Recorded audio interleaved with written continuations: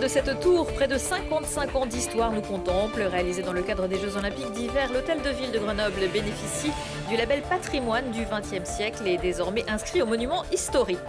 Saint-Égrève, Rive, Voiron ou Grenoble, la mobilisation des agents hospitaliers dépasse les frontières de la métropole. Réunis pour la première fois en intersyndicale, ils réclament une meilleure prise en compte des patients et de meilleures conditions de travail. Et puis Clinatech poursuit sa marche vers l'incroyable. Associée à des chercheurs et médecins suisses, l'équipe de Guillaume Charvet est parvenue à faire remarcher un patient paraplégique grâce à 2 implants, un à la surface du cerveau, l'autre sur la moelle épinière. Le chercheur grenoblois nous expliquera tout ça dans ce JT. Bonsoir à tous, ravi de vous retrouver dans ce JT du mercredi 31 mai 2023. Du lundi au vendredi à partir de 18h, l'essentiel de l'actualité du Grand Grenoble. Un homme tué par balle cet après-midi, avenue Jeanne d'Arc, dans le quartier de l'Abbaye à Grenoble. Âgé de 43 ans, il a été mortellement blessé au cou. Selon le Dauphiné libéré, la victime a été visée par un homme passager d'une trottinette conduite par un complice. Les agresseurs ont pris la fuite. Pour rencontrer ses élus, effectuer ses actes d'état civil, venir voter ou pour travailler, l'hôtel de ville de Grenoble, c'est le lieu incontournable pour bon nombre de formalités administratives.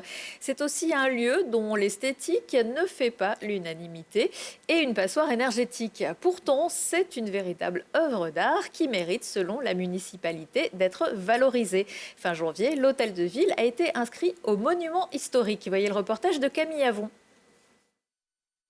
On la surnomme la Maison Commune. L'hôtel de ville est l'un des bâtiments phares de Grenoble. C'est à l'occasion des Jeux Olympiques d'hiver de 1968 que la ville décide de construire un nouvel hôtel de ville car l'ancien devenait trop petit. Derrière ses 46 mètres de hauteur, Maurice Novarina, son architecte, a voulu créer une opposition entre un socle horizontal et une tour de 12 étages. À l'intérieur du bâtiment, l'organisation est aussi réfléchie. Dès l'origine, c'est une intention très forte dans le programme architectural que de dire les élus sont au premier étage, juste au-dessus de là où s'exerce la vie publique. Et ils sont comme ça dans une proximité quotidienne avec les citoyens.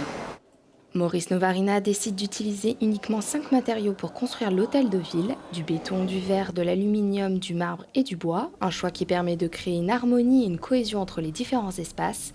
Pour ce qui est de l'intérieur, de nombreuses œuvres d'art sont exposées, la plupart d'entre elles sont même créées sur mesure pour l'hôtel de ville. C'est le cas de ces 2 lustres en cristal de Murano dans le hall d'honneur qui sont constitués d'un ensemble de tubes, un aménagement adapté qui se retrouve aussi dans le salon de réception.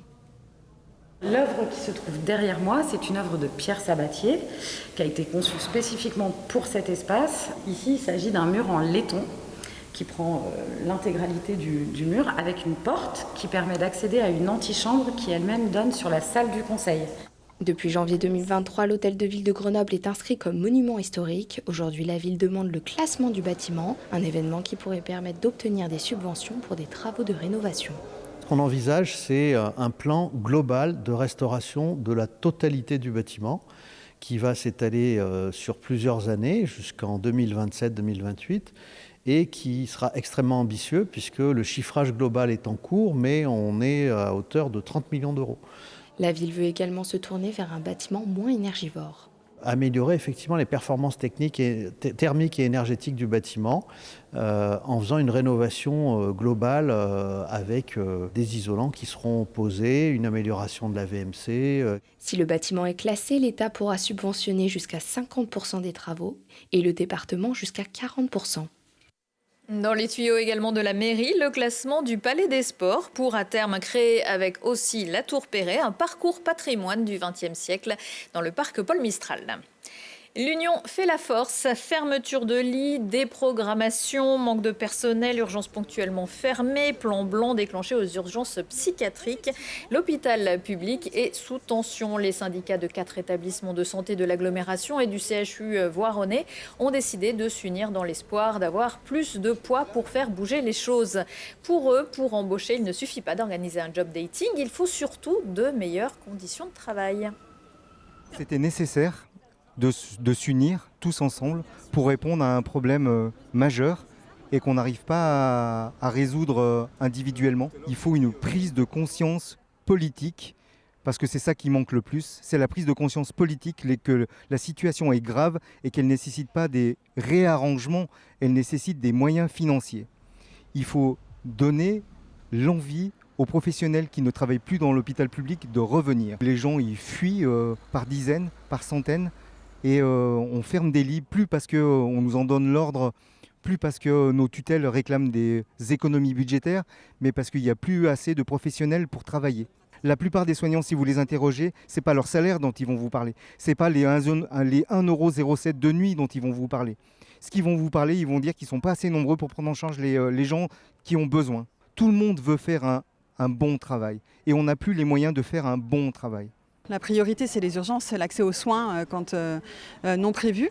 On est quand même dans une situation dramatique depuis plus d'1 an, on va faire les 1 an maintenant, où il n'y a plus aucun service d'urgence accessible la nuit sans être obligé de passer par le centre 15 et d'être trié. Et ça devait être une solution temporaire. On arrive au 1 an, il n'y a aucune solution, aucune perspective de changer ça. La direction du CHU a prévu de faire un point de situation et d'évoquer des perspectives devant la presse vendredi matin. Le CHU, l'Université Grenoble-Alpes et le CEA, ce sont les piliers de Clinatech, un lieu unique en France sur le polygone scientifique qui depuis plusieurs années travaille sur un programme cerveau-machine. Aux côtés de chercheurs et médecins suisses de l'EPFL et du CHU de Lausanne, Clinatech vient de publier un article dans Nature pour expliquer comment ils sont parvenus à faire remarcher un homme paralysé depuis 12 ans. On va en parler avec vous, Guillaume Charvet. Bonsoir. Bonsoir. Vous êtes donc responsable de ce programme cerveau-machine à Clinatech. Le système créé à Grenoble, on l'avait déjà vu il y a 3 ans, je crois, c'était à peu près ça, lorsque vous aviez réussi à faire marcher un patient paralysé. Et c'était là à l'aide d'un exosquelette. Est-ce que vous pouvez nous présenter cette technologie ? Alors, c'était effectivement en 2019 et on avait permis à un patient tétraplégique de contrôler, grâce à la mesure et décodage de son activité électrique cérébrale, un exosquelette 4 membres. Voilà. Alors le principe de la technologie, j'en ai amené une partie, et le suivant, c'est-à-dire qu'on vient d'abord capter l'activité électrique cérébrale à la surface du cerveau, et plus précisément au niveau du cortex moteur. Donc c'est l'endroit où il y a l'activité correspondant, par exemple, à des tâches d'imagination de mouvement de bras ou de jambes. Donc grâce en particulier à ce dispositif que vous voyez ici. Donc il y a des électrodes qui sont ici, qui vont permettre de capter cette activité électrique pour ensuite qu'on puisse la décoder. Alors pour ça, on vient placer ces électrodes directement de la manière suivante sur le cortex grâce en fait à une craniotomie. Donc on vient enlever un morceau d'os qui est remplacé par cet implant. Les données sont ensuite transférées de manière sans fil vers un ordinateur qui va les décoder en temps réel grâce à des algorithmes basés sur des méthodes d'intelligence artificielle permettant ainsi de décoder les intentions de mouvement du patient. Alors on va voir justement quelques images de cet exosquelette réalisé il y a 3 ans. Alors ça, c'est la petite boîte crânienne, la fausse boîte crânienne que vous nous avez apportée avec ces implants. Est-ce que d'autres patients ont bénéficié de cette technologie depuis 4 ans, 3 ans et demi, 4 ans ? Alors d'autres patients sont effectivement impliqués sur cet essai clinique qui est réalisé à Clinatech en partenariat avec le CHU de Grenoble et le CEA qui continue à travailler sur cet essai clinique. Alors, ce nouveau patient, donc je crois que c'est un patient qui vient des Pays-Bas, qui est paralysé depuis quelques années et qui a finalement pu bénéficier d'un nouveau programme avec un implant qui est le même que celui dont avait bénéficié le jeune homme pour l'exosquelette, ou ça a changé un petit peu ? Alors effectivement, on a la même technologie en particulier d'implant. On a travaillé en particulier sur l'optimisation des algorithmes, cette fois-ci pour venir détecter les signaux et les intentions de mouvement, de marche et plus précisément du mouvement de la jambe droite ou de la jambe gauche. Chez un patient qui est différent, puisque c'est un patient paraplégique. Et ça, c'est un essai clinique qui est réalisé en particulier au CHU de Lausanne dans le cadre d'une collaboration avec l'EPFL et le CEA. Alors, le CHU de Lausanne et l'EPFL ont donc développé, eux, un implant sur la moelle épinière et vous êtes associés. Exactement. L'objectif, c'était d'associer nos deux technologies, cette technologie d'interface cerveau-machine dont on avait montré l'efficacité en 2019, et également l'équipe de Grégoire Courtine et Jocelyne Bloch avait montré également l'efficacité d'une technologie de stimulation de la moelle épinière permettant de réactiver les muscles des jambes. Et l'objectif était d'associer les deux pour permettre justement à ce patient paraplégique de contrôler, grâce à son activité cérébrale, directement la stimulation appliquée au niveau de sa moelle épinière. Il a juste besoin de penser à la marche. Oui, entre guillemets, juste. Juste, c'est-à-dire qu'en fait, le patient, on va l'entraîner à réaliser des tâches mentales. Par exemple, je pense à lever la jambe droite, lever la jambe gauche. Et derrière, on a des algorithmes basés sur des méthodes d'intelligence artificielle qui vont être capables d'aller chercher cette information précise au niveau du cerveau pour en extraire des prédictions de mouvement. Par exemple, le patient, l'objectif, c'est qu'on arrive à savoir quand le patient souhaite activer le mouvement de sa jambe droite ou de sa jambe gauche, mais également, on veut pouvoir détecter l'amplitude du mouvement, c'est-à-dire la hauteur des pas. Et ça, c'est très important, en particulier, pour que le patient puisse avoir un contrôle plus naturel, puisqu'il va pouvoir gérer la hauteur des pas, par exemple, aller, grâce à ça, sur des environnements plus complexes, en extérieur, pouvoir monter des rampes, voire même monter des marches d'escalier. Est-ce que vous avez été surpris un petit peu du résultat? Est-ce que vous vous attendiez aussi bien? Alors, on était très satisfait de ce résultat. On était surtout satisfait de la rapidité à laquelle il a pu avoir le contrôle de ses propres jambes, puisque à peine 2 jours après les chirurgies, on a pu créer un premier modèle de décodage qui lui a permis de contrôler tout de suite un avatar sur un écran d'ordinateur. Et quelques semaines plus tard, on a pu connecter les 2 systèmes ensemble et le patient il a pu contrôler à nouveau la marche de ses propres jambes grâce à son activité cérébrale. Et ça a été très rapide.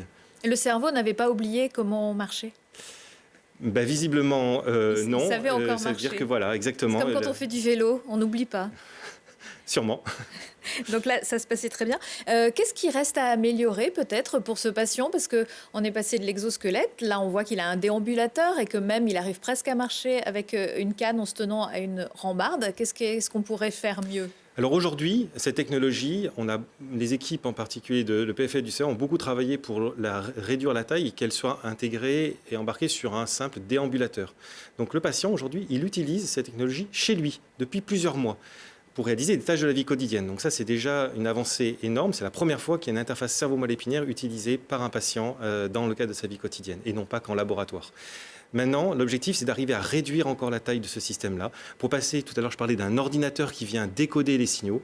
Passer cet ordinateur-là à une simple puce électronique. Et ça, en particulier, des compétences à Grenoble dans le domaine de la microélectronique, avec des équipes de chercheurs qui sont capables de développer des puces électroniques qui vont permettre de réduire la taille. Et on espère pouvoir embarquer le système, pourquoi pas à la ceinture, dans quelques années.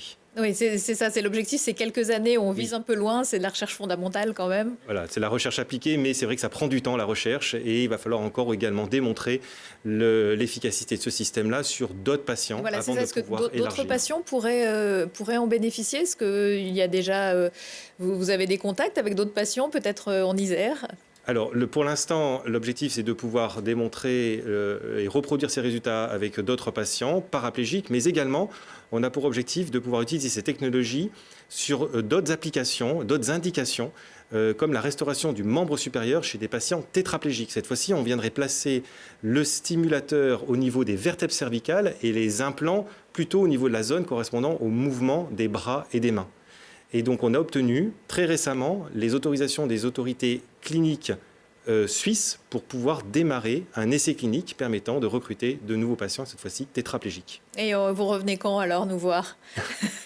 Il faut nous laisser le temps de réaliser les essais cliniques et on espère venir vous voir rapidement. À Clinatech, vous travaillez sur d'autres projets également? Oui, il y a d'autres projets, en particulier dans le domaine de la photobiomodulation, pour en particulier la maladie de Parkinson. Donc, alors expliquez-nous un petit peu, parce que la photo, voilà, c'est avec une histoire de lumière, je crois. Le principe est effectivement d'illuminer et d'apporter donc de la lumière qui va avoir un effet neuroprotecteur permettant d'éviter la dégénérescence des neurones dopaminergiques dans le cas de la maladie de Parkinson. Et on a développé également un implant et une technologie qui permettra, on l'espère, de démontrer cela. Merci beaucoup, Guillaume Charvet, d'être venu nous expliquer tout ça. Merci. Après marcher, la prochaine étape, ce sera peut-être faire du vélo.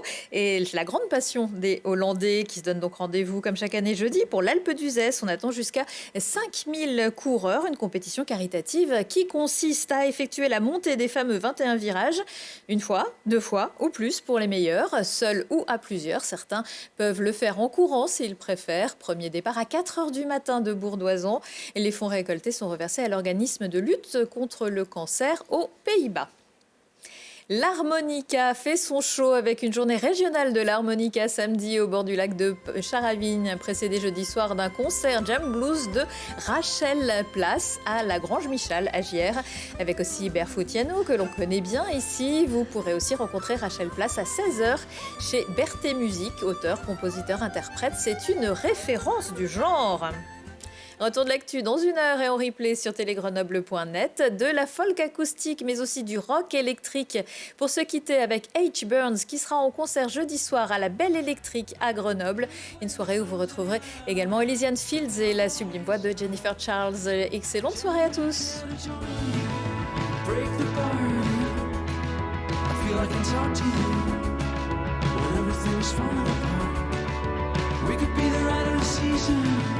Flashing in the dark, and I'm making it.